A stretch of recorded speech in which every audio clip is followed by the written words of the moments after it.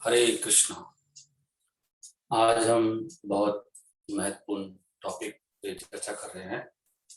कैसे हम काम इच्छा, काम वासना, काम पर कैसे विजय प्राप्त करें। तो पहले थोड़ा सा भूमिका की, इस संसार में हर व्यक्ति काम से पीड़ित है। कोई कहता है मैं पीड़ित नहीं हूं तो पक्का ही पीड़ित है। कोई व्यक्ति ऐसा क्लेम करता है कि मैं ब्रह्मचारी हूँ और मुझे काम वासना सताती नहीं है, तो इसे तो पक्का ही समझो कि वो पक्का ही उसका प्रॉब्लम है। क्योंकि जिसकी कामना पे विजय हो गई है वो ऐसा नहीं कह सकता। वो तो भगवान की कृपा से होती है, तो वो तो कहेगा वो तो काम ही भगवान की कृपा से बचा हुआ। और ये सबसे बड़ा रोग भी है। भगवान ने हर एक के हृदय में काम डाला है। जो भी व्यक्ति जीव इस संसार में आया है वो कामी है। तो एक मुक्त व्यक्ति ही कामना पे विजय पा सकता है। और शास्त्रों में लिखा है, भागवतों में भगवान कपिल कहते हैं, खुद अपने मुख से कह रहे हैं कपिल भगवान कि जितने भी तरह के जीव हैं इस संसार में जो ब्रह्मा ने बनाए हैं, जैसे कि मनुष्य, देवता, पशु, उनमें से कोई भी जो स्त्री का रूप है, माया का रूप है, स्त्री के रूप में, उसके आकर्षण से मुक्त नहीं है। एक व्यक्ति के अलावा, वो स्वयं कौन है? ऋषि नारायण। तो मतलब स्वयं विष्णु के अलावा कोई भी, इसलिए कोई विष्णु का परम शुद्ध भक्त हो, कोई मुक्त हो सकता है भगवान विष्णु की कृपा से। ये श्लोक मैंने पढ़ा, ये तीसरे स्कंद के 31वें अध्याय का 37वां श्लोक है। 37वां आप देख सकते हैं। एक श्लोक और आता है 31वें अध्याय का 36वां श्लोक में। एक दृष्टांत आता है, ये कितना बड़ा रोग है उसकी चर्चा कर रहे हैं कि एक बार जैसे ब्रह्मा जी ने अपनी पुत्री को देखा तो ब्रह्मा जी उसकी सुंदरता से इतने मोहित हो गए कि वो लज्जा छोड़कर उसके पीछे पीछे भागने लगे। और जब उसने एक हिरणी का रूप ले लिया तो हिरण बन गए। तो देवता भी इससे वंचित नहीं, इवन शिव जी भी, ब्रह्मा भी। और लिखा है कि जब तक हम इससे मुक्त नहीं होते हैं तब तक हमारा भक्ति में आगे बढ़ने का कोई चांस नहीं। विजय प्रभुपाद जी लिखते हैं कि अगर कोई व्यक्ति इस भोग की भावनाओं से, काम इच्छाओं से वो मुक्त है तो समझो 50% लिबरेटेड, 50% तो काम बन गया। अगर कोई इसमें लगा हुआ है तो भक्ति का छोड़ो, वो कुछ नहीं कर सकता, सब नकली चल रहा है। इसलिए शास्त्र कह रहे हैं 31वें अध्याय में, कपिल भगवान कह रहे हैं 34वें श्लोक में कि हाँ, कि हमें ऐसे मूर्ख व्यक्ति के साथ नहीं संग करना चाहिए जो आत्म साक्षात्कार के ज्ञान से वंचित है। इसका संग करना चाहिए बता रहे। और जो एक स्त्री के हाथों में एक नाश हुए कुत्ते के समान है, who is no more than a dancing dog in the hands of your, ऐसे व्यक्तियों का संग भी नहीं करना चाहिए। मैं संग करना चाहिए मुक्त लोगों का। आगे बता रहे हैं कि ये जो मोह और बंधन है जो व्यक्ति को होता है, वो किसी वस्तु से इतना ज्यादा नहीं होता है जितना कि एक स्त्री से आसक्ति के कारण होता है, या उन लोगों के संग करने से होता है जो स्त्री से बहुत आकर्षित है। तो ये बहुत बड़ी बीमारी है जो व्यक्ति को लगी है, और इससे कोई उसको पूर्ण संतुष्टि किसी को नहीं मिलती। पूर्ण संतुष्टि आत्मा की भक्ति से ही मिलती है। पुरुष और स्त्री जिनका जीवन केवल अवैध संबंध के जीवन पर आधारित है, वो बहुत भयानक भयानक कष्टों को आमंत्रण दे रहे हैं। उनको भविष्य में बहुत भयानक कष्टों में रखा जाएगा और नरकों में, जैसे कि तमिश्र, अंध तमिश्र और रौरव लिखा है।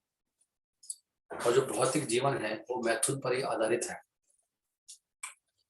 पूरा ये जो संसार है भौतिक लोगों का, उसकी जो आधार है, जो लोग इतना संघर्ष कर रहे हैं जीने के लिए, वो वास्तव में इस काम वासना सेक्स पर आधारित है। इसलिए वैदिक सिविलाइजेशन में जो मैथुन का जीवन है, वो उसको केवल अनुमति दी जाती है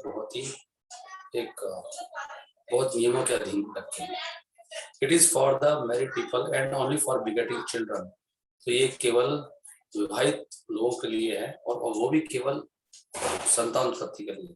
परंतु जब मैथुन जीवन में कोई व्यक्ति इसमें उलझ जाता है, लग जाता है अवैध रूप से, तो स्त्री और पुरुष दोनों इस संसार में और अगले संसार में वो बहुत कष्टों का बस वेट ही कर रहा है, बहुत कष्ट को भुगतना पड़ता है। इसलिए संसार में they are punished by virulent disease like syphilis, gonorrhoea, और अगले जीवन में भी हम देखते हैं कि श्रीमद् भागवतम में दिया गया है कि कैसे वो तरह तरह के नरकों में उनको कष्ट पाना है। तो ये तो भूमिका होगी कि ये बहुत भयानक बीमारी है, और इसके चलते चलते पूरा हेल्थ खराब हो जाता है, बीमारी आती है भयानक भयानक, इस जीवन में उसकी इम्यूनिटी पावर खत्म हो जाती है। हालांकि डॉक्टर लोग आजकल गुमराह कर रहे हैं लोगों को, लेकिन भागवतम बिल्कुल सत्य बोलती है। भागवतम में लिखा है 31वें चैप्टर के 38वें श्लोक में कि भगवान कह रहे हैं, स्वयं जरा मेरी माया की शक्ति को समझने का प्रयास करो स्त्री के रूप में। जैसे ही वो अपने आंखों की आईब्रोज को थोड़ा सा चलाती है, तो बहुत संसार का सबसे बड़ा विजेता हो उसको अपनी मुट्ठी में बंद कर लेती है। वो स्त्री की शक्ति है, वो माया है साक्षात, पुरुष के लिए स्त्री और स्त्री के लिए पुरुष में। इसलिए जो चाहता है कि मैं योग के उस शिखर पर पहुंचूं, और जिसने अपने आप को साक्षात्कार कर लिया है मेरी सेवा के द्वारा, उसको कभी भी एक आकर्षक स्त्री के संग नहीं करना चाहिए, क्योंकि ऐसी स्त्री शास्त्रों के अकॉर्डिंग एक नरक का दरवाजा है, है एक उन्नत भक्त के लिए। ये तीसरे स्कंद के 31वें अध्याय का 39वां श्लोक है। तो वो आपके नरक का एक रास्ता है। और देखो यहाँ पे साफ लिखा है कि जो स्त्री है वो भगवान ने बनाई है, वो वास्तव में माया का एक प्रतिनिधि है।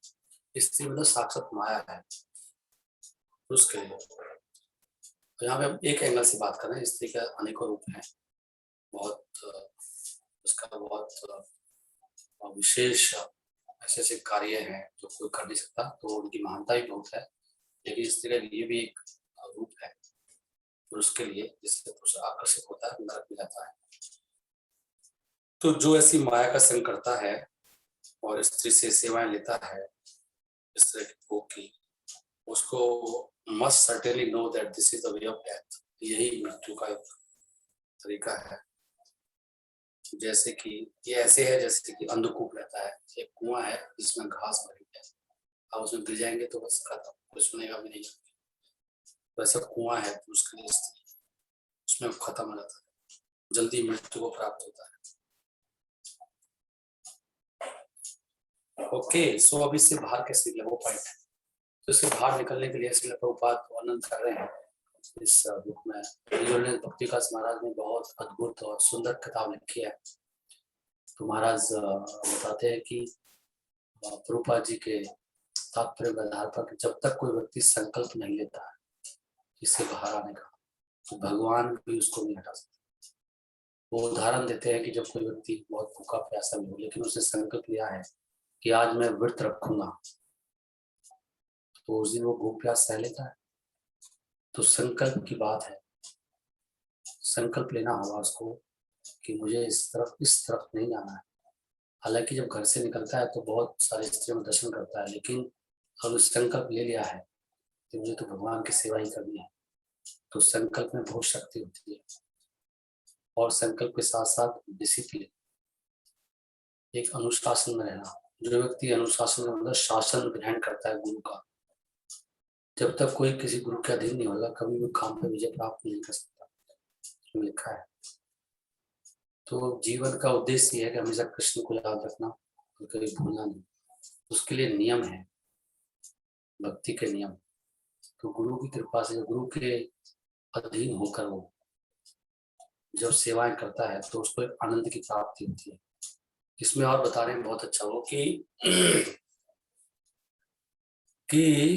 हर व्यक्ति के अंदर, भक्ति के अंदर एक सेंस डेवलप होनी चाहिए कि मैं भगवान का दास हूँ, मैं उनका अंश हूँ।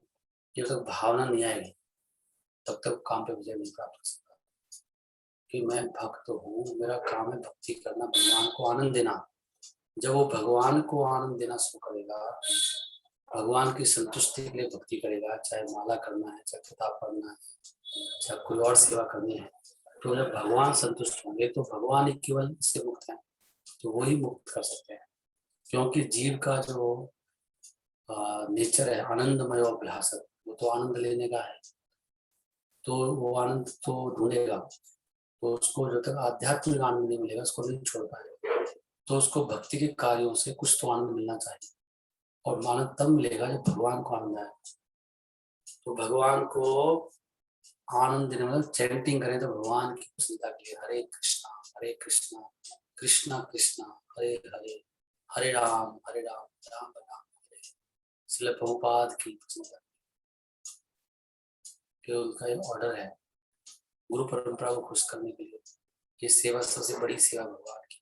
इस भावना से सेवा करेंगे, सेवन मुखो ही जीवात्मा स्वयं स्फूर्ति अदा, तो हमें वो आनंद की स्फूर्ति भी होगी। स्वयं स्फूर्ति अदा का मतलब क्या, भगवान के नाम रूप गुण लीला में आनंद है ना, वो स्फूर्ति होगी अंदर। जब स्फूर्ति होगी तो काम में भी स्फूर्ति वो भाग जाएगी। ये तो मन तो भागेगा, और मन बहुत बदमाश है। कहते हैं जिस व्यक्ति का मन को कंट्रोल करना चाहिए बुद्धि से, ऐसा लिखा है। बुद्धि का कार्य है कि मन को कंट्रोल करे, मन का काम है, वो तो बार बार जाएगा। लेकिन जिसकी बुद्धि मन के द्वारा कंट्रोल होती है, कहते हैं वो व्यक्ति एक पशु के समान है।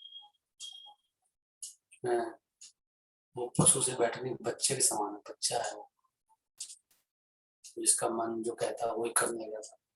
मन तो जाने वाला ही है, लेकिन हमें मन की बात नहीं सुननी, मन नरक में ले जाएगा। अभी जो अमृत लगता है बाद में बहुत जहर के समान होता है, विष है। ये विष है, मीठा जहर, बहुत अच्छा लगता है, बाद में बहुत दुख देता है, नरकों में जाना पड़ता है, बीमारियां आती हैं। तो इसमें हमने जो समझा आज, छोटा सा मैं ये चर्चा कर रहा हूँ। संकल्प लेना है और डिसिप्लिन रहना है, नियमों का पालन करना है, और गुरु के अंडर होकर सेवा करने से गुरु बता रहे हैं, गुरु की कृपा से इसमें विजय। तो गुरु भी मुक्त है भगवान की सेवा के द्वारा, तो गुरु की कृपा से इससे मुक्त हो सकते। बिना गुरु भगवान की कृपा से कोई संसार में मुक्त नहीं हो सकता, वे प्रयास से भी नहीं। तो अधीनता स्वीकार करके गुरु की प्रसन्नता के बारे में सोचना है, गुरु को प्रसन्न करना है, भगवान को प्रसन्न करना है, सेवाओं के द्वारा अध्ययन करना है। डोज बढ़ाओ अपने, डोज, भक्ति की डोज, अध्ययन की डोज, चैंटिंग की डोज, क्रम से उपराम हो सकते हैं, अपनी सेवाएं अच्छी तरह से कर सकते हैं। हरे कृष्णा कृष्ण कृष्णा हरे हरे, हरे राम राम राम हरे हरे।